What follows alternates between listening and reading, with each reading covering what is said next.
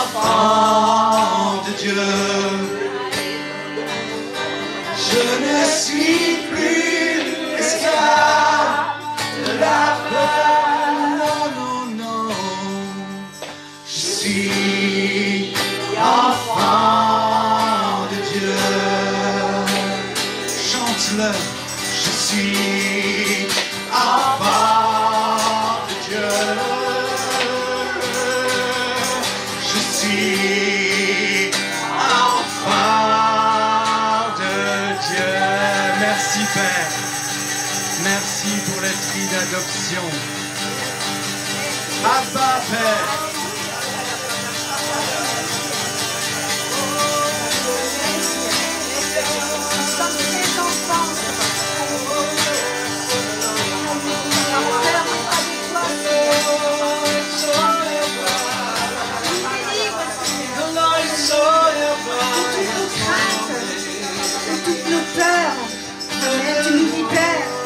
Encore libéré ce soir, Seigneur. Amen. Comme tu l'as fait pour moi, Jésus. Oh, merci, Seigneur. Merci pour ton amour. Parce que ton amour me libère, Seigneur. Merci pour l'amour que je n'avais pas en moi. Et tu es venu dans ma vie. Et tu as bouleversé ma vie. Je te remercie de tout mon cœur de ce que tu as fait. Oh, ça peut être été long, Seigneur. Mais aujourd'hui, je suis cette nouvelle créature, Seigneur. Je peux le dire. Les choses anciennes sont passées, les choses deviennent nouvelles. Grâce à toi, Seigneur. Grâce à toi. Parce que moi-même, je ne pouvais pas le faire. C'est toi qui l'as fait pour moi, Seigneur. Alléluia. Oh, viens, Saint-Esprit. Oh, souffle, souffle, encore. Viens dans le cœur, viens parler au cœur encore ce soir. Nous voulons ouvrir nos cœurs pour toi, nous voulons proclamer ton saint nom. Donne cette douche ce soir, cette douche, ta douche. Alléluia. Nous voulons nager, Seigneur, ce soir, dans un océan d'amour, dans ton océan d'amour, Seigneur. Alléluia. Amen. Gloire et louange à toi. Gloire et louange à toi.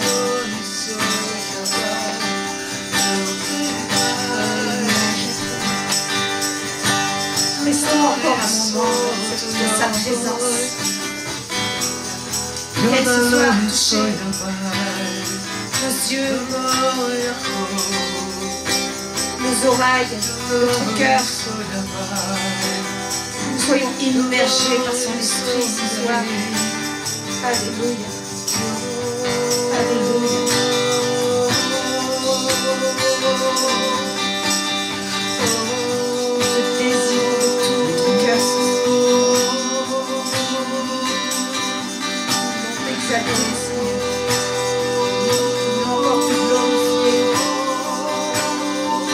Je veux te glorifier à travers mon témoignage, Seigneur.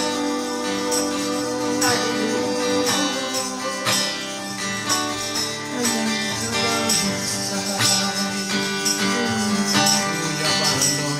Combien nous avons besoin de toi. Combien nous avons besoin de ta lumière sur notre chemin.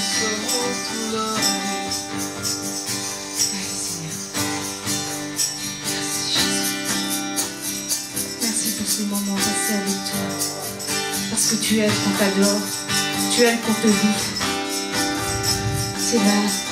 C'est là que tu es bien.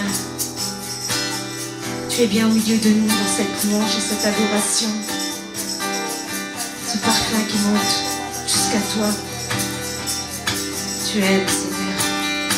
Tu aimes qu'on t'adore. En esprit, en vérité. Tu es le roi des rois, le Seigneur des seigneurs. Je veux proclamer mon Dieu ce soir pour ce qu'il a fait dans ma vie. Il est le merveilleux. Il est le merveilleux. Je te remercierai jamais, Seigneur, pour ce que tu as fait, Seigneur.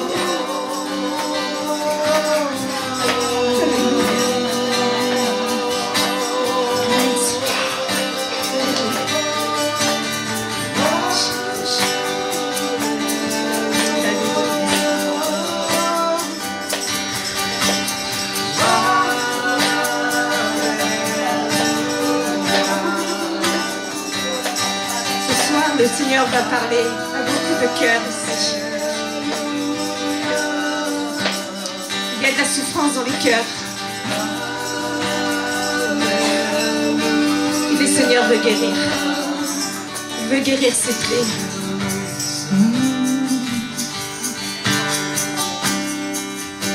Ne mettez pas de frein ce soir. Laissez votre cœur parler.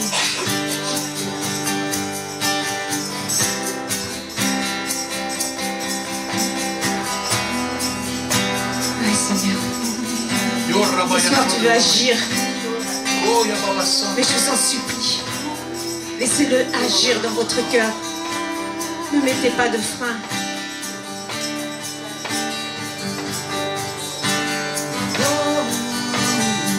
Patrice a parlé cet après-midi de Bartimée. Ce manteau qu'il avait. Et moi, ce manteau-là, je l'avais aussi. Et il y a quelques mois, il m'a enlevé ce manteau. Et moi, ce manteau, c'était un manteau de deuil que je portais sans savoir. Lui, il était aveuglé. Il était vraiment aveuglé. Je veux dire, c'était pas spirituel. Voilà, il était aveuglé et il ne voyait rien. Et souvent, dans nos vies, on est aveuglé. Mais spirituellement, on ne voit rien. Et des fois, on a besoin de l'éclairage du Saint-Esprit. On a besoin des autres. Mais moi, le Seigneur, c'est le Saint-Esprit qui m'a vraiment libérée de cette peur. J'aime ce chant parce que, il n'y a plus les paroles, mais j'avais ce problème-là, moi, c'était la peur. La peur, voilà, je ne suis plus esclave de la peur. Ça, c'était mon manteau, on va dire. Alors, je vais commencer par qui je suis. Donc, je vais commencer, je suis née d'une famille ouvrière. Mon père ouvrier, ma mère à la maison. Et nous étions 13 enfants. Donc 10 filles et 3 garçons. Et donc un garçon, 5 filles, un garçon, 5 filles. Et encore, ma mère, elle a fait fausse couche au début de jumeaux et d'un garçon. Et donc j'ai grandi dans cette famille. Et donc, ma mère a voulu qu'on aille faire notre catéchisme. Donc bon, là, tout le monde a fait son catéchisme. J'ai eu après ma communion. J'ai fait ma communion. Et après ma communion, j'étais contente que tout s'arrête. Parce que j'ai été à l'église, mais j'ai jamais rien ressenti. J'ai pas senti du tout l'amour de Dieu. J'ai vu Jésus sur une croix, qui était sur la croix, mais ça me parlait pas du tout. Pour moi, je le voyais sur la croix. Pour moi, il était mort, mais on m'a parlé de Jésus, un peu de Jésus, de Dieu, du Saint-Esprit. On ne connaissait pas du tout le Saint-Esprit. Et pour moi, je vivais rien, quoi. C'était pas vivant. Ça m'apportait rien du tout. Et puis, bon, c'est ce que je disais aussi. Bon, à la maison, on ne parlait pas de Dieu. Je ne me voyais pas. C'est bien, on nous envoie faire tout ça, mais mes parents ne parlaient pas de Dieu. Mes parents n'allaient pas à l'église. Je n'avais pas de modèle. Donc voilà, après ma communion, j'ai grandi. Je n'ai rien eu à redire. Voilà, on avait de quoi manger dans l'assiette, habillé. Mais bon, souvent, je reprenais les affaires, parce que moi, je suis la 11e. D'accord, dans les dernières. Je suis l'avant-dernière des filles. Et donc voilà, quand on est une grande famille, mes parents n'avaient pas des gros revenus, mon père ouvrier, donc on s'habillait avec les affaires des autres. Et puis voilà, j'ai grandi comme ça. Après, donc j'étais quelqu'un quand même assez timide, très très timide. j'avais du mal à m'exprimer. Voilà, me décrire, voilà tout. Comment dire, je me confiais pas beaucoup. Pourtant, j'avais des sœurs, hein, et je m'entendais très très bien avec mes sœurs, il n'y a pas de problème. J'avais même pas besoin de copines, parce qu'on avait à peu près un an et demi de différence, donc j'avais pas besoin de copines, je m'entendais très très bien. J'ai grandi comme ça, dans cette grande famille. Après, voilà, bon, je vais aller assez vite, hein, parce que je vais vraiment venir là où, pour moi, ça a été important. Après, j'ai connu Patrice. Et étant dans la marine nationale, et à un moment, il a fallu qu'il choisisse. Et il fallait plus ou moins que tu embarques. Et donc moi, il m'a posé la question, qu'est-ce qu'on fait? Est-ce qu'on va plus loin ensemble? Ou est-ce que, voilà, il fallait choisir. Voilà, je lui ai dit, bah oui, écoute, je veux bien aller plus loin. Donc je suis partie avec lui à Cherbourg. Et je me suis retrouvée toute seule à Cherbourg. Donc chez mes parents, il y avait quand même encore 2 sœurs et un frère. Et je me suis retrouvée toute seule, dans un appartement. Et dans cette première semaine, il partait en mer. Et moi, je me retrouve toute seule, sans télé, sans rien. Et j'avais 20 ans. Et puis, alors là, on se pose des questions. Là, je commençais à me dire, mais qu'est-ce que je suis venue faire ici, hein? Je connais personne. J'entendais la télé du voisin. Là, j'ai dit, tiens, là, c'est les informations. Tiens, là, ça va être bientôt le film. Là. Bon. Et puis après, il y a eu un moment où Patrice, il a fallu l'école fermée, où il était, parce qu'il était électrotechnicien, je passe.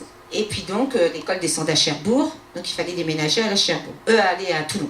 Pardon. Et on arrive à Toulon, et puis à Toulon, donc il y avait son oncle et sa tante qui habitaient à Toulon. Et puis un jour, ils disent à Patrice, écoute Patrice, on est allé à un enterrement. Donc c'était le père de leur future belle-fille. Et là, c'était un pasteur qui apportait le message, quoi, qui faisait l'enterrement. Et puis, dit, écoute, il nous a apporté ce message, mais c'était pas un message où il y avait plus de joie que de pleurs, Et puis c'est intéressant ce qu'il a dit. Bon. Et Patrice, lui, il était plus en recherche. Moi, je cherchais rien. Voilà. Moi j'étais bien, j'avais 2 enfants, voilà, je faisais ma petite vie, j'étais bien. Et Patrice, depuis enfant, il cherchait. Pour lui, il y avait quelque chose après la mort. On ne venait pas comme ça, puis après terminé. Donc, Patrice, donc ils ont proposé à Patrice d'y aller, d'aller à une réunion. Donc il y va. Et quand il revient, il me dit, écoute, je crois que j'ai trouvé ce que je cherchais. Je dis, super. Alors il me raconte un petit peu ce qui s'était passé. Puis moi je me suis dit, je vais y aller, je vais aller voir. Parce que rien, je vais aller voir. Donc j'y vais à mon tour. Et je ne connaissais pas du tout l'église évangélique, je ne connaissais pas du tout. Et quand je suis rentrée, déjà, c'était une salle comme ça. Moi, les églises, je voyais avec le clocher, et puis je ne connaissais pas du tout. Hein. Et donc quand je rentre, je dis, c'est sympa, c'est vrai qu'il n'y a pas de statue, il n'y a pas tout ça. Ce qui m'avait fait bizarre aussi, c'est qu'il y avait un piano, une batterie, guitare électrique. Je dis, waouh! Je dis, mais attends, c'est la première fois que je vois ça. Et puis je me sentais bien. Et puis après, le pasteur a apporté son message. Et puis là, il s'est passé, j'ai accroché. J'ai accroché tout de suite. Et là, le Saint-Esprit est venu vraiment taper dans mon cœur aussitôt. Ça a été très vite pour moi. En fait, quand je ne me suis pas posé de questions, comme si j'étais un enfant qui venait vers son père et puis qui avait besoin d'apprendre, de comprendre et surtout d'avoir de l'amour, de l'affection. Et là, tout de suite, ça m'a plu. Dans les chants aussi, j'ai trouvé ça superbe. Je trouvais qu'il y avait de la joie. Parce que, excusez-moi, mais quand j'allais à l'église, on me disait de me taire, et pour moi, c'était froid, quoi. Il n'y avait rien qui me... Et là, j'ai trouvé ça superbe, et puis les gens venaient parler. Mais je crois que c'est surtout cette relation que j'ai eue aussitôt avec le Seigneur. Ça m'a très touchée.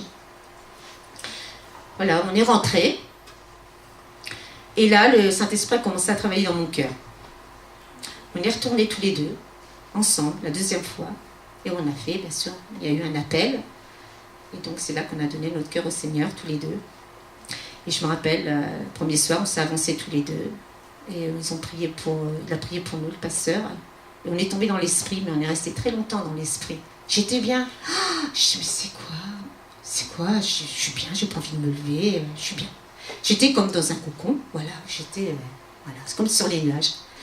Et là a commencé ma relation à connaître qui était Jésus. Ce Jésus que au début, que j'avais appris qu'il était pour moi que sur la croix. Et là, je voyais un Jésus libre. Et donc, à partir de là, bon, bien sûr, on nous a donné une Bible. Alors bon, ça n'a pas été évident pour moi au début, la parole, parce que c'est vrai que c'est pas évident hein, quand on la lit, on ne comprend pas trop. Et là, j'avais lu. Moi, ce qui m'avait plus impacté, c'était la guérison. C'était la guérison du corps. Alors, je dis, Seigneur, j'ai entendu voilà, que tu guérissais encore aujourd'hui. Hein. Et dans la parole, donc je lisais sur les guérisons. Et on avait notre fils, Romain, qui avait, il a commencé à 8 mois à faire des bronchites asthmatiformes. Et tous les 2 mois, il était hospitalisé à cause de ça. Donc il restait à peu près une semaine. Donc là, quand on est arrivé dans le sud, il avait 8 ans, 7 ans. Et donc, je dis, Seigneur, je vois que, on m'a dit aussi que tu guérissais encore aujourd'hui. J'ai jamais vécu ça, j'ai jamais vu ça. Voilà, on va commencer par là. Hein. Si tu es vivant, tu vas me le montrer avec mon fils. Et puis, donc j'avais lu aussi que souvent, qu'il fallait faire des jeûnes et prières. Donc, on a commencé à faire un jeûne et prière tous les deux. Donc, on avait fait 4 jours. Et donc, au bout de ce 4e jour, on se baptisait. On passait dans les eaux du baptême. Et là, il y avait donc Romain qui était là, qui avait 8 ans. Et là, je dis, Seigneur, voilà, c'est le moment. Donc, je dis, Romain, tu vas voir, donc notre pasteur, il s'appelait Charlie, tu vas voir Charlie, il va prier pour toi. Mon pauvre Romain, il ne savait pas du tout ce qui allait se passer. Hein. Lui, il vient, bon, d'accord, maman. Donc, il va vers les pasteurs. Et puis, je me rappelle, ça a été très vite, je le revois encore, avec les mains dans les poches. Il s'approche devant les pasteurs, à peine, il prie pour lui, le gamin qui tombe dans l'esprit. Quoi. Donc, c'était la première fois. Il est resté, je sais pas, quelques secondes, et puis il s'est relevé. Voilà. Il ne s'est pas posé de questions, hein, il est parti. Bon, Seigneur, après je vais voir, hein, voilà. Hein. Et puis, 1 mois passe, rien. 2 mois passent, rien. Au bout de 2 mois, normalement, souvent, il me faisait des crises. 3 mois passent, rien. 4e mois passe, rien. Je dis, Seigneur, merci. Vous avez guéri mon fils. Donc, grande découverte pour moi. Je me suis dit, Seigneur, là, tu m'as parlé, quoi. Tu m'as montré que tu étais bien vivant. Je ne peux pas dire le contraire. Et puis après, il y a eu autre chose, et encore autre chose. Et je voyais vraiment la main du Seigneur agir dans ma vie. Et je voyais à l'intérieur de moi aussi, commencer à agir. Et moi, ce que j'ai aimé, surtout, c'est de passer du temps dans sa présence. C'est là où j'ai peut-être appris à le connaître plus. C'est comme, en plus, là-bas où on était, je connaissais personne, à part sa tante, on ne se voyait pas beaucoup. J'étais toute seule. Donc, je passais du temps avec lui, dans sa présence. Et là,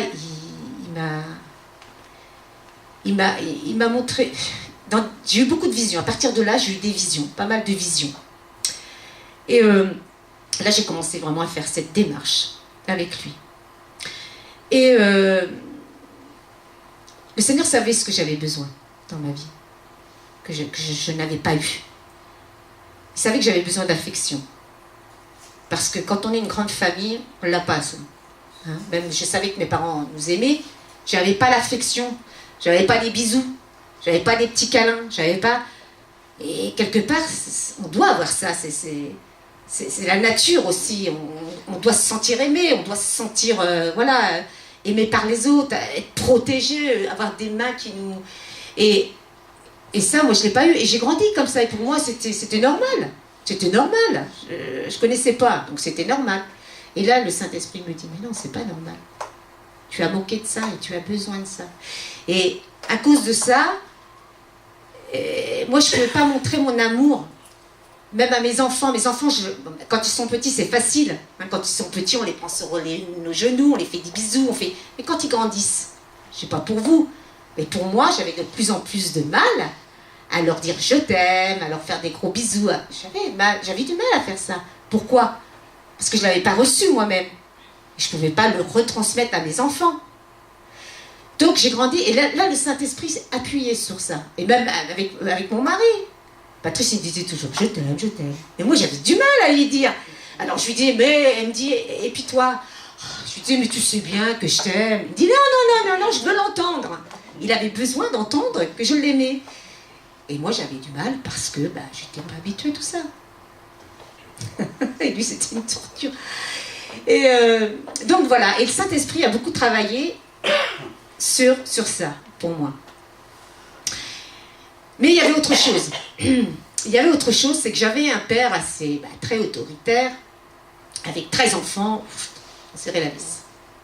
Et donc on ne faisait pas ce qu'on voulait, bien sûr, hein. On rentrait de l'école, c'était aller faire du pissenlit pour les lapins, aller faire, voilà. Mais moi j'avais des parents qui ne s'occupaient pas de nous dans les devoirs, parce que mon père sorti d'école à 11 ans, ma mère à 14 ans, puis bon, voilà, j'avais pas le temps, et donc voilà, moi j'aurais bien voulu qu'on m'aide, parce que j'avais des lacunes, j'avais besoin d'aide à l'école, et puis je me suis débrouillée toute seule, mais j'arrivais pas à retenir, j'apprenais par cœur et tout, mais j'arrivais pas. Et puis donc ça m'a poursuivi longtemps. Je me disais, mais Christine, mais t'es nulle, t'es pas intelligente, t'es pas ceci, t'es pas cela. Bref. Alors je me mettais toujours, plus bactère. En classe, j'étais toujours au fond de la classe. Je voulais surtout pas qu'on m'interroge. Je disais, qui m'interroge pas, surtout qui m'interroge pas. Bon bref. Et ça m'a poursuivi pendant longtemps, ça. Hein. J'étais vraiment... c'était cette peur que j'avais déjà en moi depuis longtemps, mais comme j'étais pas au Seigneur, pour moi j'étais comme ça. Et donc dans l'église, je commençais à avoir des visions. Le Seigneur commençait à me parler sur des personnes. Et dans l'église, je parlais pas, hein. Même prier à haute voix, j'arrivais pas. J'étais complètement... j'arrivais pas du tout. Et le Seigneur a commencé à me donner des paroles. Mais par contre, avec le Seigneur, je sentais que c'était lui. Et là, il n'y avait pas de timidité. Je parlais là. Et là, je savais que c'était lui, parce que moi-même, je n'aurais pas pu le faire. Et un jour, je reçois quelque chose pour quelqu'un. Et on avait un prophète dans l'église. Et donc, on était en rond. Et je reçois quelque chose pour la personne, et le prophète, il vient derrière moi, et puis il fait, en disant ce que je venais de dire, c'était pas vrai. Moi, je l'avais pas vu sur le coup, c'est après qu'on me l'a dit. Et quand on me l'a dit après, alors j'étais encore plus frustrée, ça m'a fait fermer carrément la bouche. Mais ce que j'ai eu pour cette personne-là est venue me voir et m'a dit, ce que tu as dit était pour moi. Et ça m'a beaucoup parlé. Et en plus, avec cette personne-là, ça nous a rapprochés, mais d'un amour. Ça, je crois que c'était la première fois que je vivais ça aussi. Mais de l'amour du Seigneur, mais comment je pourrais dire ça? C'est cette compassion pour l'autre. Là, ça commençait. Le Seigneur commençait à travailler mon cœur pour les autres. Et là, il s'est passé un lien d'amour, de fraternité entre lui et moi. C'était très fort. Et merci Seigneur, parce que heureusement il a confirmé ce que j'avais dit, mais le mal était fait. C'est qu'on m'avait bouclé la bouche, et comme moi j'avais un terrain là-dessus, sur la peur, l'autre il a su comment il a su comment faire avec moi. Donc en plein dans ma faiblesse, Et donc voilà, il y a eu ça. Après il y a eu aussi, quand on me disait quelque chose, en fin de compte, je ne disais rien. Je prenais les coups. Parce que, j'encaissais tout, je disais rien. Mais à l'intérieur, ça bouillait. À l'intérieur, ça me faisait mal. Ça me faisait vraiment mal. Après, je veux faire comprendre que cette peur, je l'avais depuis très longtemps. En fin de compte, j'avais un terrain fertile dès le ventre de ma maman. Et malheureusement, l'adversaire s'est servi de ce terrain fertile sur la peur. Et lui, il est venu me mettre des couches et des couches et des couches. Il savait comment s'y prendre avec moi. Donc, il servait des autres et souvent, il se sert des proches. Il se sert des proches. Ceux que vous aimez, il va se servir d'eux. Et comment je pourrais apporter ça? Et je sentais qu'à l'intérieur, ça débordait. Et un jour, donc il y en a la plupart qui connaissent Michel Allard. Il fait des camps en juillet. Et nous, maintenant, on fait ces camps avec lui. Hein, on est dans l'équipe, on s'occupe des ados. Et puis ce jour-là, il fallait que l'équipe se présente. Alors, je peux vous dire, l'équipe se présente. Alors, moi, je ne pouvais pas parler devant tout le monde. Hein. Et quand il m'a dit ça, alors là, j'avais à l'intérieur, j'avais le cœur, hein, boum, boum. Je dis, mais Seigneur. Alors, je dis, vous témoignez un petit peu, hein, de tout, voilà, quand vous êtes venu au Seigneur et tout. Je me dis, mais c'est impossible, Seigneur. Je ne vais jamais pouvoir témoigner. Puis qu'est-ce que je vais dire? Quel témoignage que j'ai? Et dans cette journée-là, le Saint-Esprit me travaillait. Et là a commencé les pleurs. Les pleurs et les pleurs. Je dis, qu'est-ce qui se passe? Je dis, qu'est-ce que tu veux me dire, Seigneur? Tu veux me dire quelque chose? Pourquoi je suis dans cet état? Je ne comprends pas. Et dans cette journée-là, je dis, il faut que tu m'éclaires. Qu'est-ce que je vais témoigner? Qu'est-ce que je vais apporter? Et là, dans cette journée-là, je rencontre trois personnes, 3 femmes. Et je raconte un petit peu mon problème. Et elle me dit, bah, tu sais, ce que tu dis, moi, ça me parle, parce que moi, j'ai ce problème-là aussi. Oh, je dis, tiens, première personne elle dit ça, deuxième personne elle dit ça, troisième... Oh, je dis, Seigneur, là, tu me donnes une piste. Et allez, hop, je crois savoir ce que je vais dire. Mais j'avais cette boule, vous savez, l'angoisse qui était là, la boule là, qui était toujours là. Et donc, je sens qu'il faut que je vais au pied de Jésus, je sens qu'il faut que j'aille à ses pieds. Et donc, je vais dans mon camping-car, et puis là, les sanglots. Et là, le Saint-Esprit, il me montre des choses. Il me montre aussi le problème que j'avais à l'intérieur, que je gardais tout au niveau de mon mari. Et là, il me dit, il va falloir que tu parles maintenant, Christine. Il faut que tu sortes tout ce qui te fait mal. Tout ce poids que tu as là, il faut le sortir. Un peu, enlève ton manteau.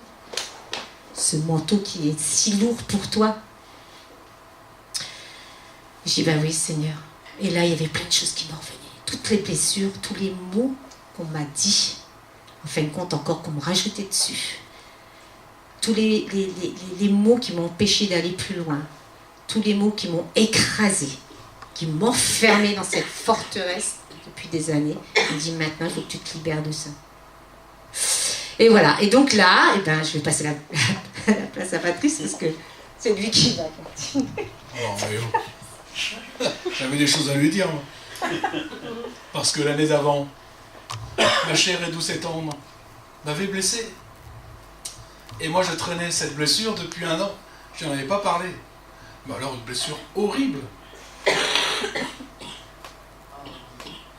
Que dalle. Mais moi, c'était profond. Moi, c'était... Ça c'est venu toucher mon orgueil masculin. Donc, ça m'avait... J'ai dit... Mais j'avais gardé ça 1 an. Et là, ce jour-là, pourquoi, le Seigneur me met à cœur et me dit, maintenant tu vas voir ta femme. J'ai dit, oui, t'as raison, Seigneur, c'est maintenant qu'il faut y aller. T'as raison. Non, mais c'est parce marrant que de toute parce façon, qu'ils travaillaient tous les deux en même temps. moi, je peux pas aller témoigner avec ça sur le cœur. La Bible dit, règle ton problème avant d'aller. Et puis, je dis, oui, non, mais ça va pas passer comme ça. De toute façon, il faut que je le dise, parce que c'est pas bien, comme elle s'est comportée, et patati. Et je rentre dans le camping-car, tu vois, et puis je la vois, et je vois 2 phares allumés, là. Et là, instantanément, je dis aïe. Mais j'avais quelque chose à dire, donc il fallait que je le dise. Donc, je dis écoute, il faut que je te dise quelque chose parce que je peux pas. Je l'ai gardé, ça fait 1 an, mais franchement, j'ai quelque chose à te dire parce que l'an dernier, tu m'as blessé et je voudrais vraiment qu'on en parle. Et là, elle me regarde Et elle me dit, justement, j'ai des choses à te dire moi aussi. Et là, j'ai compris très vite. C'est marrant, hein, comme des fois on peut comprendre très vite, nous aussi les hommes. J'ai compris très vite que j'allais passer un mauvais quart d'heure. Pas pourquoi, mais bon. Et alors que j'étais pas au courant de ce qu'elle allait me dire, je savais pas de quoi elle allait me parler. J'étais pas du tout conscient de ce qu'elle avait vécu avec ces personnes, qu'elle avait rencontré ces femmes. De suite, j'ai compris. J'ai compris que c'était par rapport à toutes ces fois où j'ai été, comme je le disais cet après-midi, qu'on peut être le bras agissant de Dieu au travers d'une bénédiction pour quelqu'un. On est l'instrument que Dieu se sert pour bénir quelqu'un. Là, j'ai été l'instrument que le diable se servait pour détruire quelqu'un. Et là, j'ai très vite pensé à toutes les fois où je l'ai rabaissé, toutes les fois où je ne l'ai pas laissé parler, toutes les fois où j'ai dit que ce qu'elle disait, c'était pas intéressant. Mais tais-toi, c'est bon. Vous savez, toutes ces choses très bien intentionnées qu'on dit avec notre orgueil masculin. Ça, c'est pour nous, messieurs. Et que, voilà quoi. Il a fallu l'avaler, parce que j'ai entendu ce qu'elle m'a dit.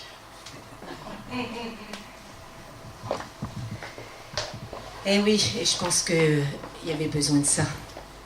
Surtout avec ce qu'on fait maintenant. On avait besoin de se libérer tous les deux de tout ça. Et donc voilà, donc le soir arrive, il fallait témoigner, il fallait voilà, se présenter. Et là, le Saint-Esprit, j'étais prête, quoi. Et il n'y avait pas de peur, mais rien. Et là, j'ai commencé à, à dire qui j'étais, ce qu'on faisait et tout. Et même, j'ai même eu du mal à m'arrêter. Moi qui n'aimais pas parler, j'ai même eu du mal à m'arrêter.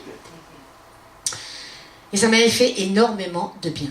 Là, le Saint-Esprit commençait à travailler en moi, à me libérer de certaines choses. Et là, il m'avait beaucoup aidé. Et donc, voilà, on continue, ça passe. Et puis, aussi avec Michel et Corinne, on fait des jeûnes. On fait des jeûnes, donc à peu près 2 fois dans l'année, on se retrouve ensemble. Et puis un jour, un après-midi, on va se balader, et puis il nous dit, parce qu'il fait des voyages en Israël, et puis il nous dit, est-ce que vous êtes allé déjà en Israël? Non, jamais. Et alors? Vous n'avez pas envie d'aller en Israël? On dit, si, on aimerait, mais c'est le problème, hein, les moyens, on n'a pas les moyens pour y aller. Ah, il dit, c'est dommage, quoi. Il dit, mais vous croyez pas que le Seigneur ne peut pas faire quelque chose, là? Je dis, je pense que oui. Je pense qu'il aimerait bien. J'ai dit, il nous dit, alors, marchez avec votre foi. Ouais, c'est facile à dire, mais c'est pas facile à faire, hein. Oui. Et puis il nous dit, je vous force pas, hein. Vous voyez, mais bon, c'est dommage, quoi. Le Seigneur est capable de tout, hein. C'est quand même le Dieu. Bon, il dit, réfléchissez. Hein. Et puis on se regarde. Puis on se dit, oui, la discussion était beaucoup plus longue, mais bon, je raccourcis quand même. Et puis à un moment, on se regarde et puis on se dit, allez, pourquoi pas? Allez, on fait un pas de foi, hein, on ne sait pas comment. Seigneur, écoute, hein, tu nous as entendus. Et dès qu'on a dit ça, on a eu une joie. On a eu vraiment la joie qui est venue. On s'est dit, tiens, Seigneur, est-ce que c'est un petit signe, ça?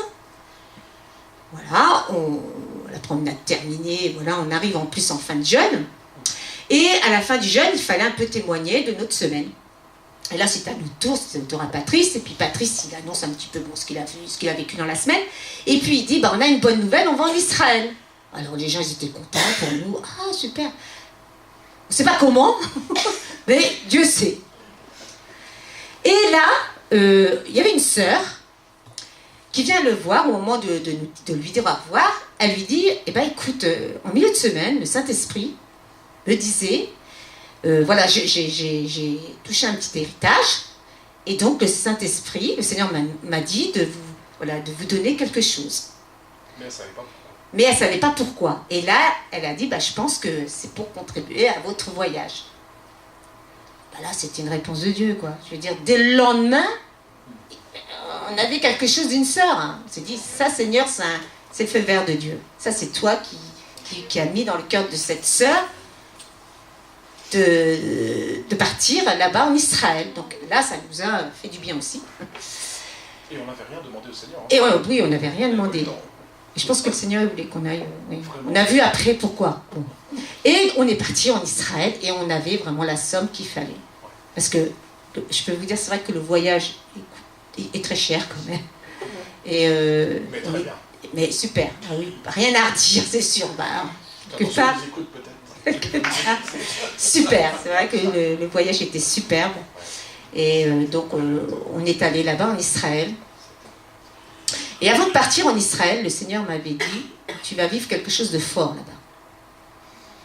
Je dis, tant mieux, Seigneur.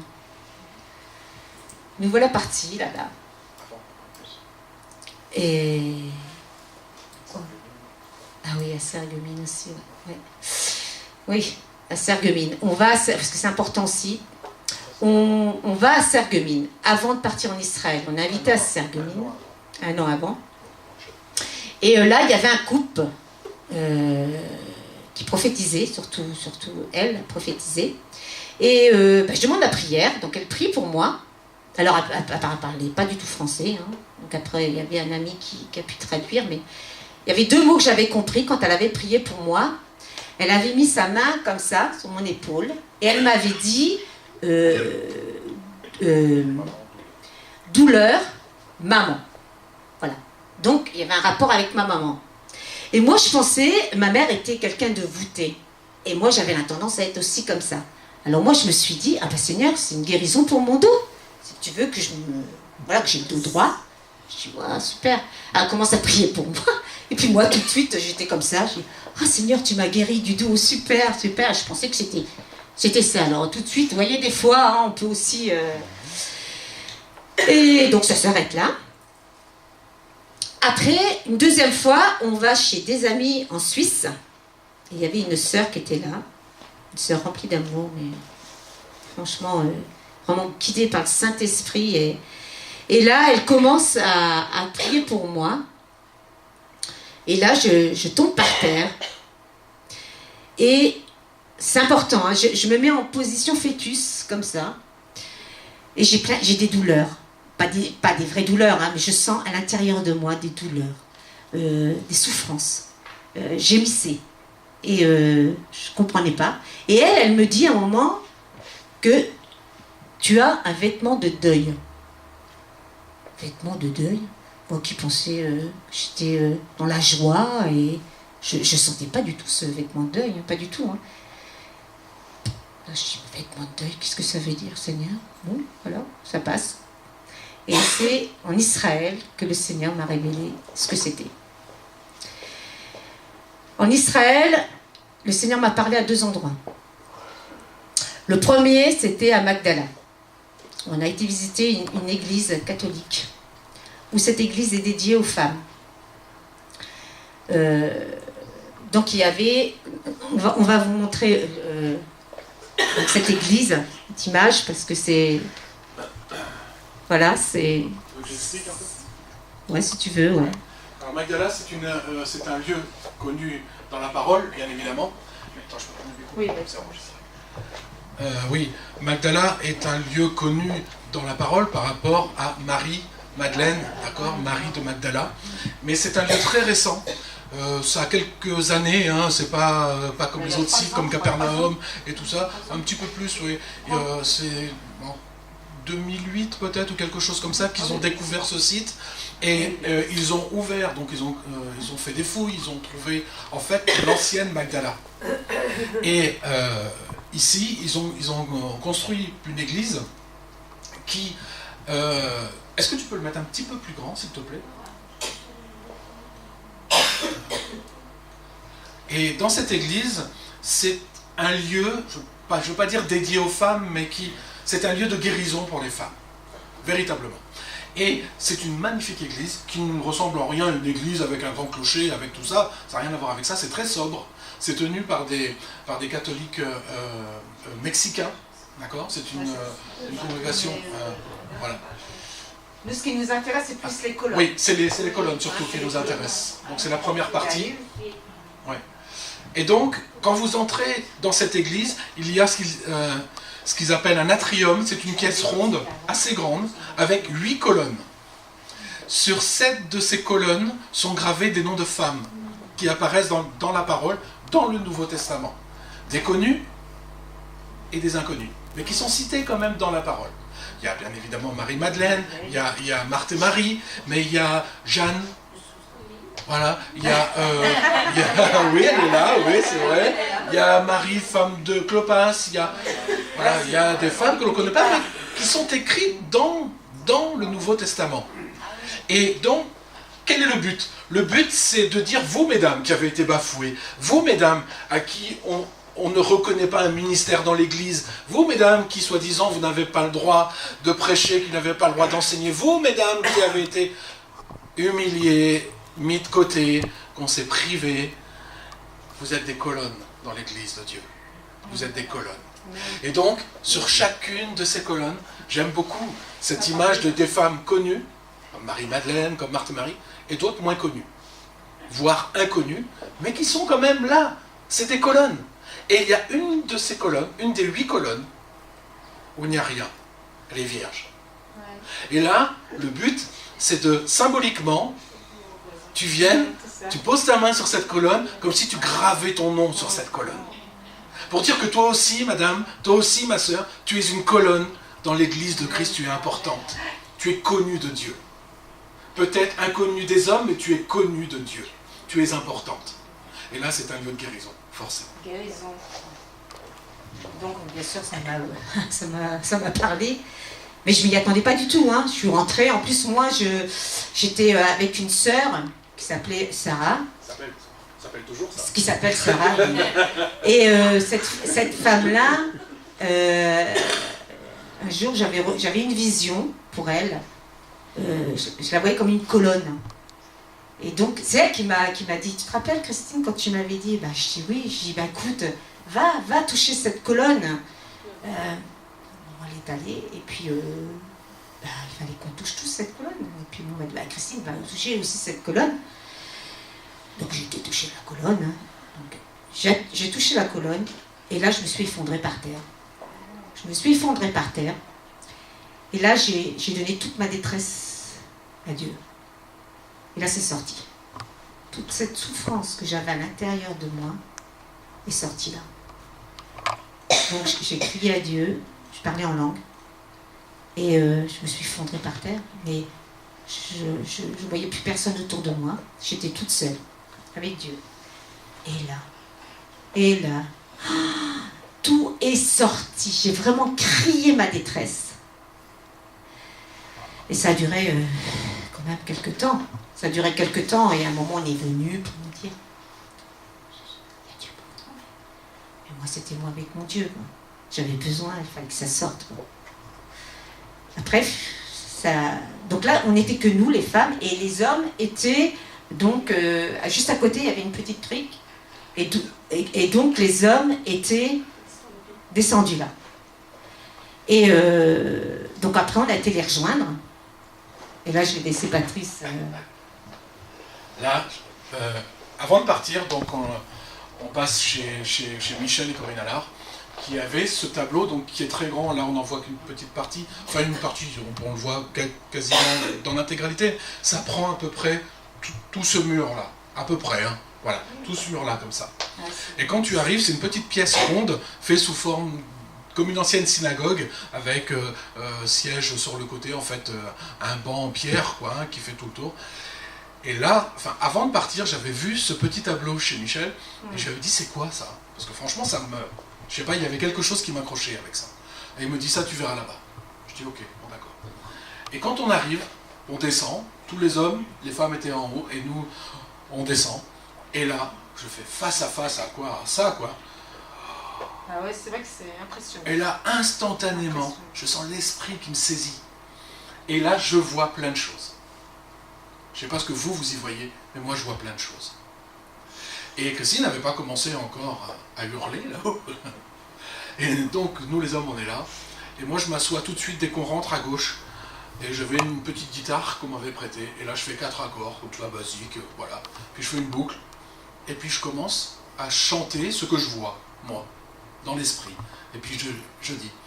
Et en fait, ce que je vois là, je ne sais pas si vous voyez correctement, mais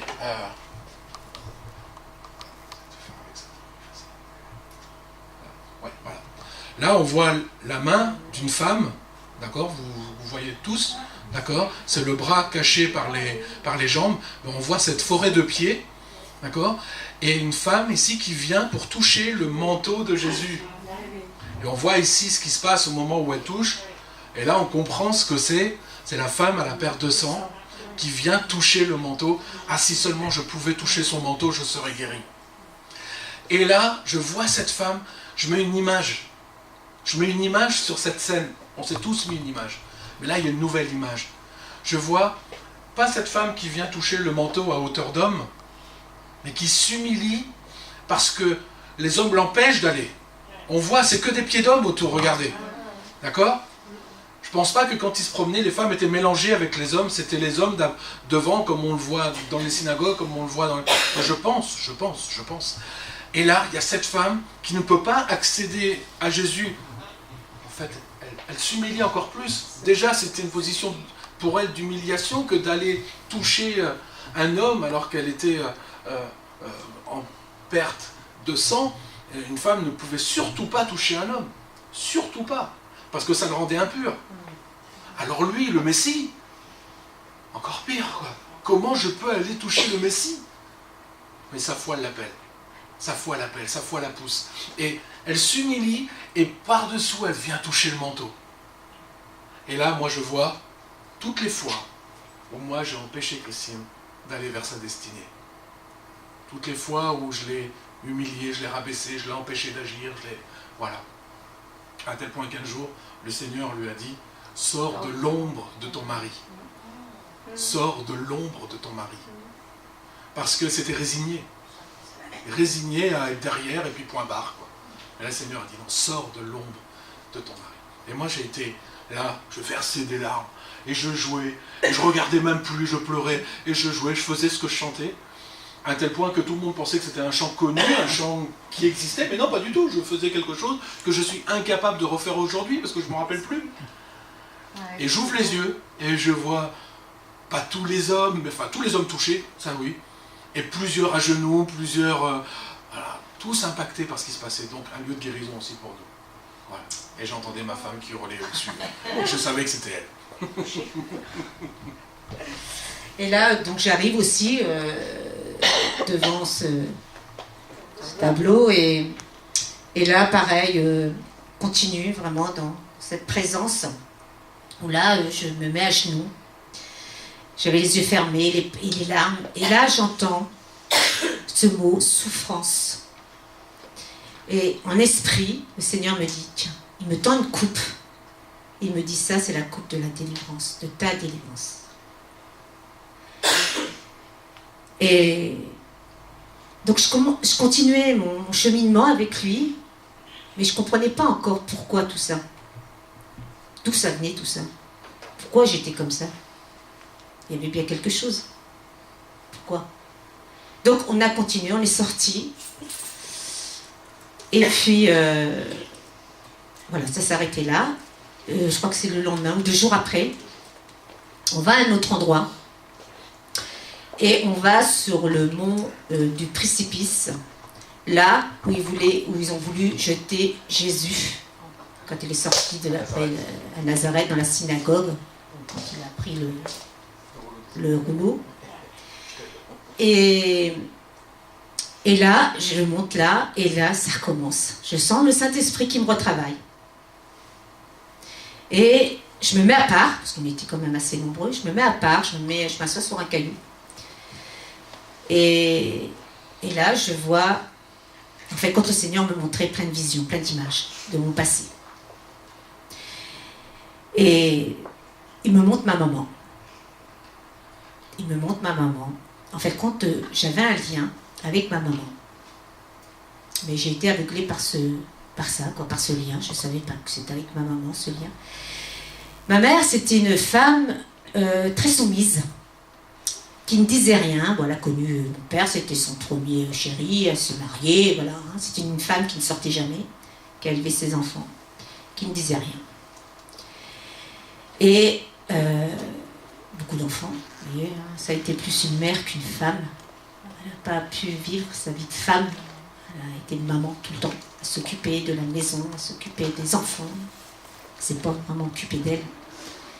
Et malheureusement, elle est partie d'un cancer du sein. Elle avait une maman qui était très froide.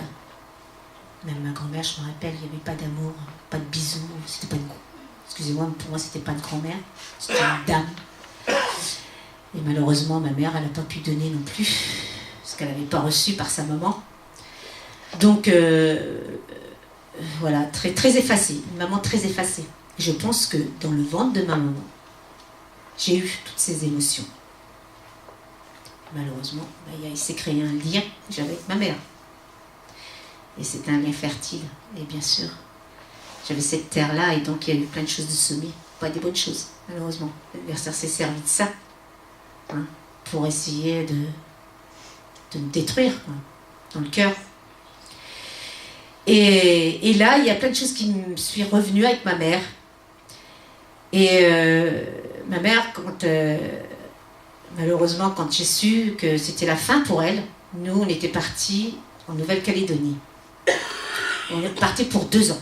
Avant de partir, je savais que ma mère avait le cancer.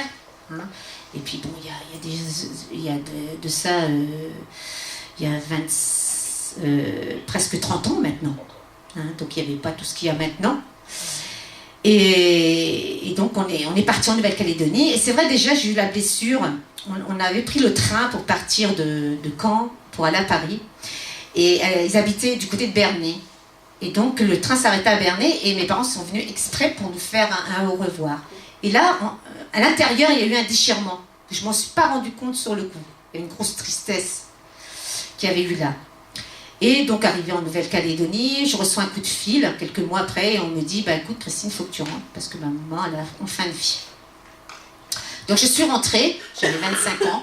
Je suis rentrée avec mon fils, mon Romain, qui avait à peine 3 ans. Et on est rentrés. Et quand je suis rentrée, je ne vous dis pas, ma mère, dans l'état que je l'ai vue. C'était pas du tout le même état que quand je suis partie. Je ne la reconnaissais pas. Hein. Elle était toute amaigrie, elle était toute jaune. Donc là, déjà, il y a eu un choc. J'ai même tombé dans les pommes quand je l'ai vue. J'étais pas au Seigneur. J'étais pas au Seigneur. Hein. Alors, vous voyez, quand on n'est pas au Seigneur, on prend tout à l'intérieur. Hein. Quand on a le Seigneur, on arrive à décharger. Mais quand il n'y a pas le Seigneur, j'avais tout ça. Et ma mère, je l'entendais gémir. Des fois, les médecins, ils venaient pour la consulter. J'étais dans le couloir, je l'entendais gémir. Alors tout ça, je prenais. Hein. Malheureusement, il y a eu aussi quelques conflits avec mes frères et mes sœurs. Je ne voulais pas entendre certaines choses. Je refusais d'entendre certaines choses sur mes parents. Et j'avais qu'une hâte, c'est de repartir en Nouvelle-Calédonie. Je voulais tout oublier, je voulais tout... À 25 ans, c'est jeune de subir déjà tout ça. Je suis repartie en Nouvelle-Calédonie, voilà, on a fait notre temps, on est revenus. Et entre deux, ma mère, en fin de vie, il n'y avait plus rien à faire, donc on lui a dit, écoutez, rentrez chez vous. Donc mes parents sont rentrés, et puis je les ai accompagnés, j'étais chez mes parents. Et sur son lit, ma mère, je crois qu'elle a voulu se confier. Elle a commencé à me dire, tu sais ma fille, j'ai pas... Ma mère elle parlait jamais. Hein. Et là, elle m'a dit, tu sais ma fille, j'ai pas toujours été heureuse. Là, j'ai vu qu'elle voulait parler. Mais moi, je voulais pas entendre. Je voulais pas laisser... je lui ai pas posé de questions. Et ça, je crois que ça aussi. Ça a été à l'intérieur. Mais ça, je l'ai pas su sur le moment. C'est après que je l'ai su. Saint-Esprit m'a révélé pendant que j'étais sur cette hauteur-là, sur le mont du précipice, c'est là que tout est revenu. C'est là qu'il y a eu des blessures qui se sont créées aussi avec ma maman, parce que j'avais ce lien. Et là, le Seigneur me montre un petit papillon, un papillon blanc qui est juste à côté de moi, qui était sur une pierre. Et moi, le papillon, ça me parle beaucoup. Et là, je vois ce papillon qui s'envole. Et là, le Seigneur me dit, là, aujourd'hui, je te donne ta liberté. Et je ne m'en suis pas rendu compte sur le coup.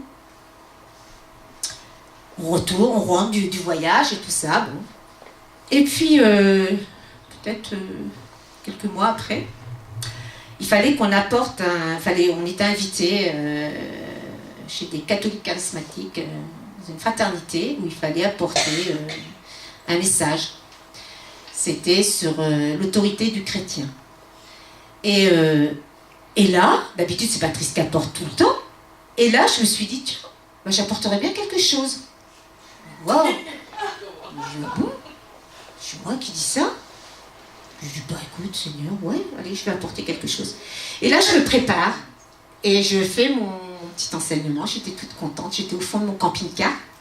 J'appelle ma chambre haute, j'étais là. Et le soir, allez, je prends des feuilles, j'écris, et je demande au Saint-Esprit qui m'éclaire et tout. Et je vais me coucher. Et je vais me coucher, mais impossible de m'endormir. Et donc, je sentais que je me pourquoi j'arrive pas à dormir. Seigneur, tu veux me parler, tu veux me dire quelque chose. Et j'ai dit, bon, allez, hop, je vais me lever. Je me lève, je me mets au fond de mon camping-car. J'avais un peu de mal, je me sentais fatiguée, mais impossible de trouver le sommeil. Et là, je commence à prier en langue. Je commence à prier en langue, et je prie en langue. Et j'entends le Saint-Esprit qui me dit, eh bien, Christine, ce que tu as préparé, tu le mets de côté. T'apportes-toi ça. Ah bon? Il me dit non. Mince. Et il me dit, je vais te dire 2 mots. Et tu vas apporter ces 2 mots. Tu vas apporter sur l'orgueil et l'amour. Et sur Job. Waouh. J'écris rien. Il dit, t'écris rien. Bon, ok, Seigneur. Je dis, bon, je vais me coucher, mais je me rendors, parce que t'as vu l'heure qu'il est. Demain matin, je été me coucher, je me suis endormie, super, bien réveillée le lendemain et tout. On arrive donc à ce week-end. Pas de peur, pas le cœur qui... Rien du tout. C'est extraordinaire, ça. J'ai arrêté avant. De toute façon, j'aurais pas pu le faire. J'aurais pas demandé à apporter quelque chose. Et puis on arrive, et Patrice il apporte son message. Et puis à moi d'apporter ce message. Et cette fraternité nous connaît depuis quelques années. On les suit depuis quelques années. Donc ils me connaissaient bien. Ils savaient très bien que moi je ne pouvais pas parler devant tout le monde. Et là je prends le micro. Et je leur dis, ah oui, là c'est Christine maintenant qui apporte là. Et ouais, vous n'avez pas l'habitude de m'entendre. Et à partir de là, j'ai apporté ce que le Seigneur avait mis sur mon cœur. Et mon témoignage. Et les personnes qui me connaissaient m'ont dit, mais qu'est-ce qui s'est passé? Qu'est-ce qui s'est passé? Je leur ai raconté ce qui s'est passé. J'ai dit, mais le Seigneur m'a libéré. Il m'a libéré de cette peur et surtout de la honte. Parce que c'était surtout la honte. J'avais tellement entendu dire des choses, tais-toi, tu parles mal, tout ça. Et après, je n'osais plus parler. Parce que je me disais, qu'est-ce que je vais dire? Ou alors comment je vais tourner ma phrase? Ou alors ceci, ou alors... Et là, j'étais bien, je me sentais vraiment bien. Je me dis, mais merci Seigneur. Et c'est là que j'ai vu que j'étais libérée de cette peur. En fin de compte, c'est en faisant que j'ai vu que le Seigneur m'avait libérée de ça. Et c'est vrai qu'aujourd'hui, je me réjouis de pouvoir témoigner de ce qu'il a fait pour moi. Et je ne savais pas. Je savais pas que qu'il allait me libérer. Je ne savais pas. Souvent, on sait de quoi on a besoin d'être libéré. Et là, je ne savais pas que c'était le problème provenait de ma maman. J'étais complètement aveuglée de ça. Mais c'est le Saint-Esprit qui a fait son œuvre. C'est lui qui m'a déliée directement. Et aujourd'hui, je le remercie de tout mon cœur parce que je me sens bien. Vous savez, quand on se sent bien, qu'est-ce que c'est bien? Qu'est-ce que c'est bien de se sentir épanoui? Quand on se sent utile aussi, on peut apporter aux autres. C'est vrai que moi, quand souvent je regardais des personnes, moi au début quand je voyais Patrice, je dis, qu'est-ce qu'il a de la chance, qu'est-ce qu'il a cette facilité d'apporter, ça coule. Puis moi je suis là, j'arrive pas, j'ai rien. Si, des fois ça m'arrivait, à l'extérieur quand j'étais toute seule chez moi, j'étais en communion avec le Seigneur, et puis ça coulait, j'avais plein de choses qui me disaient, mais pourquoi je dis pas ça quand je suis devant tout le monde? Pourquoi? Parce que j'avais ce problème-là, j'étais liée par ça, et je pouvais pas. Et aujourd'hui, je peux vous dire qu'aujourd'hui, je me sens une autre personne. Je me sens vraiment une autre personne, et surtout que je me sens bien. Je me sens bien dans ma peau. J'aime ce que je fais. Donc je vais continuer, je dis Seigneur encore, tu m'apprends encore Saint-Esprit, j'ai encore plus à porter. Je veux vraiment témoigner ce que tu m'as donné. Mais c'est vraiment l'amour, son amour qui m'a guéri de ça. C'est l'amour du Père. Pourquoi? Parce que je cherchais toujours l'amour du Père. Je passais du temps dans l'intimité avec lui. Je lui demandais au Seigneur, je dis, change-moi Seigneur. Moi je veux être la personne que tu veux que je sois Seigneur. J'en ai marre d'être comme ça, j'en ai ras-le-bol. Je veux te servir. Je veux être ta servante. Je veux pouvoir aider mon prochain. De comprendre aussi les personnes. Et c'est vrai que maintenant je comprends ces personnes aussi. Je les comprends parce que quand ils sont là et qu'ils n'osent pas et que la timidité. Et c'est pour ça que je me dis Seigneur, moi il faut que j'apporte vraiment ce que tu as fait pour moi.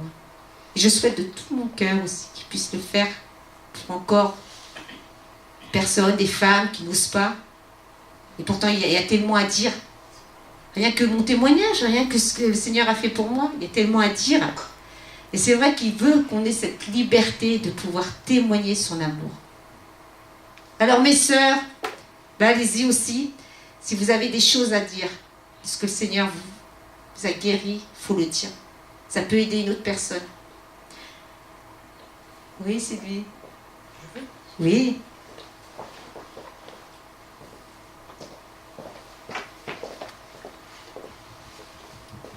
Bonsoir. Si vous me connaissez, je suis là venue 2-3 fois ici. On n'a pas la liste. J'étais comme toi. C'est vrai, j'ai aussi une famille de 13 enfants. Alors nous, c'est plutôt... Les parents n'étaient pas durs, mais ils étaient indifférents. L'amour, on n'a pas connu non plus. On s'en était plus liés avec les frères et les sœurs quand on était petit, mais quand on a grandi, et maintenant, on a tous divorcé. On ne se regarde plus un à l'autre. Il y a eu une division en espace de 5-6 ans. Mais tous les 13. Et moi, ça me travaillait. Et cette division, j'en pouvais plus. Et j'ai eu aussi, comme toi, mes parents ne nous ont jamais pris par la main, ne nous ont jamais dit je t'aime, ne nous ont jamais ramenés à l'école, on avait pris les vêtements aussi comme... Et on n'a jamais eu cet amour. Et j'ai eu 2 enfants. Et j'adore mes enfants, mais je ne sais pas le dire. Et là c'est pareil, ça me travaille. Avec mon fils, il a mieux compris, je dirais peut-être pas mieux compris, mais comme son père ne l'aimait pas, il m'avait aussi rejeté, alors il s'est attaché à moi. Quoi. Mais moi j'ai pas pu parce que j'ai perdu un enfant il y a 35 ans. Et là c'est pareil, quand j'étais jeune, j'étais une femme joyeuse, je faisais rire toute la... Et là c'est pareil, j'ai eu une coupe, j'avais 19 ans. Depuis la mort de cet enfant, il est resté dans les entrailles. Et j'ai vécu des années. Je me suis mariée, j'ai eu mes 2 enfants. Mais c'est vrai, là, c'est pareil, avec surtout ma fille, mon fils a mon enfant, mais avec ma fille, on a eu combien d'années, toujours on ne s'entendait pas, et et des coupures, elle venait repartir, Et là, c'est pareil, on ne pouvait plus. Et là, ça faisait 2 ans et demi. J'ai eu un premier petit-fils. J'ai connu 6 mois. Et là, pendant 2 ans et demi, j'ai souffert de de ne pas voir mon petit-fils. Il m'a fait aussi. Et là, j'en pouvais plus. Puis je lui demande. Alors là, j'ai compris aussi que j'ai demandé à l'homme comment je pourrais faire. Alors je ne pouvais pas vous dire les réponses que j'ai eues, que je ne savais plus, qui comprennent, qui. Enfin, un peu comme la femme à la perte de sang. Comment? Un peu comme la femme à la perte de sang qui va voir plein de monde pour avoir la guérison. Et puis, c'est là que je suis venue, chez vous. Et je ne sais plus comment j'avais pris une carte. Mais je ne sais plus, c'est avec Michel, ou est-ce que, je ne sais plus ce que j'ai trouvé cette carte. Et là, sur cette carte, c'était marqué les cœurs brisés. Et je ne sais pas, j'étais tout d'un coup, je n'en pouvais plus le matin même. Et cette carte, elle me vient juste devant le truc. Et je ne me rappelais plus vraiment de vous. J'ai dit, maintenant. Et je téléphone. C'est là que je vous ai téléphoné, puis bon, j'ai un peu parlé avec vous. Et justement, vous me disiez, il faut venir au séminaire. Et puis j'arrive au séminaire. Mais franchement, j'ai rien reçu au séminaire. J'ai rien reçu au séminaire. Et quand je suis rentrée, le séminaire, c'était en octobre. En octobre. Hein. Et le 9 novembre, là c'est pareil. J'étais sur mon lit, puis tout d'un coup, j'attrape une douleur dans le ventre, mais alors recroquevillé comme si j'avais mal, quoi. J'ai mal 10 jours. Et là c'est pareil, je reçois une truc, Laura, ma fille. Et là, je dis à mon chéri, je dis, appelle Laura. On ne savait pas qu'elle était enceinte. Et là, quand lui l'a appelé, elle l'a dit, je suis en train d'accoucher. J'ai ressenti les douleurs je suis en train d'accoucher. Et là, c'est pareil, je n'ai pas été la voir, parce qu'elle ne demandait pas que j'aille la voir. Je lui ai posé la question, elle m'a dit, non, je ne veux pas que tu viennes. Encore une souffrance. Alors là, j'ai dit, écoute, va la voir. Moi, je vais pas. Je vais pas parce que je savais que ça allait exploser. Et comme elle ne voulait pas. Et lui va la voir. Là aussi, il lui a parlé du passé, quoi. Et puis, quelques jours avant Noël, elle téléphone. Et c'est là qu'on a pu parler une heure au téléphone. Et en fait, c'était le passé qui... Et maintenant, alors je lui ai dit, écoute, je ne veux plus qu'on parle du passé. Le passé, pour moi, je le brise. J'en veux plus de mon passé. Alors je te demande elle a accepté. Et là, j'espère que ça... Alléluia. Sur nous, on a quand même fait un bon boulot pendant le séminaire. Je vais me poser des questions quand même. Ça a éclairé les choses. Je pense que son mari va dire 2 mots. Je vais expliquer quelque chose. Quand le Seigneur, il travaille pas pour la personne. Il travaille pour tout l'entourage. Parce que je l'ai reçu quand elle a fait son accouchement. Parce que pour moi, c'est son accouchement. Pas vis-à-vis de sa fille. C'est de sa vie. C'est ça. Et je l'ai reçu. Et j'ai dit, c'est là que le Seigneur, il œuvre vraiment. Et pour chacun d'entre nous. Parfois, on n'arrive pas à comprendre. Parfois, il y a beaucoup de choses qu'on passe à côté. Mais le Seigneur nous rattrape. Il nous fait comprendre des choses. C'est ça. Et le Seigneur, il parle à chacun de nous. Matin, midi, soir. Même pendant la nuit quand on dort. Il nous comprend. quand on a des choses sur le cœur, il faut juste les donner, tout simplement. Je pourrais vous faire mon témoignage, mais je ne vais pas. C'est vrai que j'avais oublié aussi de vous dire, vous rappelez ce que je vous avais dit quand on avait prié pour moi, quand j'étais position fœtus. Vous vous rappelez? Ben, c'était ça. Position fœtus, avec le vêtement de deuil, c'était ma maman, dans le ventre de ma maman. Et après, quand cette Allemande a prié pour moi, maman et douleur, ça venait encore de ma maman, mais je n'avais pas compris. Et c'est après que le Saint-Esprit m'a éclairé. Je voudrais juste rajouter un petit point. Il y a aussi, parce que ça c'est une analyse qu'on a faite avec Christine, pour comprendre ce qu'était ce vêtement de deuil. Parce qu'elle n'a jamais eu de souci avec le décès de sa mère. Je veux dire, elle a fait le deuil. Pourquoi ce vêtement de deuil? Et le seul lien qu'il y avait, c'était avec sa maman. Parce que bon, même si peu de temps après, moi j'avais perdu, sur la même année, elle a perdu sa mère, moi j'ai perdu mon père, bon, on a cherché. Et là, en fait, on a compris il n'y a pas très très longtemps que ce vêtement de deuil, c'était ce qu'elle a vécu autour de ce décès.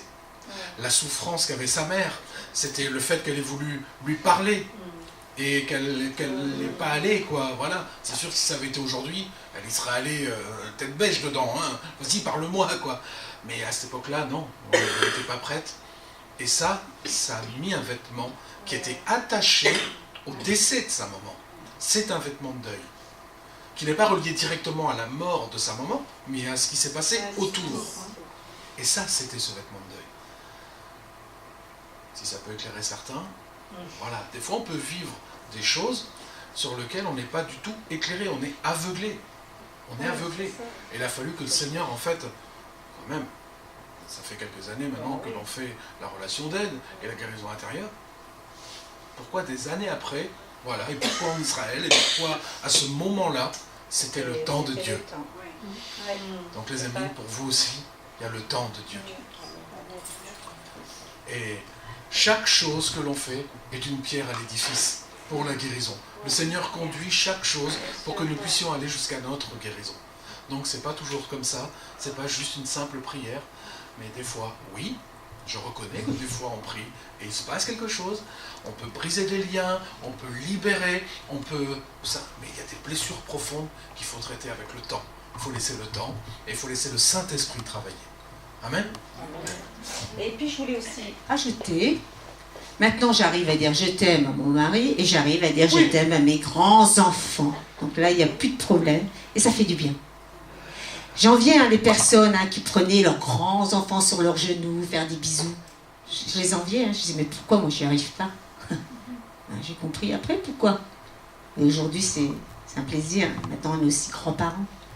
Alors c'est que du bonheur, c'est que du bonheur. Il y a le temps, comme disait Patrice, il y a le temps de Dieu, et surtout quand on est prêt aussi à recevoir. Parce que souvent on n'est pas prêt, on met des barrières. On n'est pas prêt, mais le Seigneur il connaît quand, lui. Alors voilà, chaque chose en son temps.